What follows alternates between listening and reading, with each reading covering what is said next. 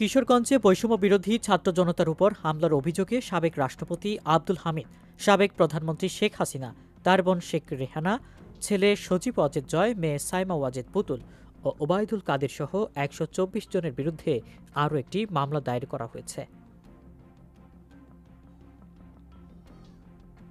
জেলা পুলিশ সূত্রে জানা যায়, আওয়ামী লীগ সরকারের পতনের পর গত ৫ই আগস্ট থেকে এ পর্যন্ত কিশোরগঞ্জ সদর থানায় মোট ১১টি মামলাসহ জেলায় প্রায় অর্ধশত মামলা হয়েছে। এসব মামলায় প্রায় ৪,০০০ জনের নাম উল্লেখসহ অজ্ঞাত আরও ১০,০০০-এর বেশি লোককে আসামি করা হয়। তবে এই প্রথম কোনো মামলায় সাবেক রাষ্ট্রপতি আব্দুল হামিদকে আসামি করা হলো। মামলায় আব্দুল হামিদ ৩ নম্বর আসামি।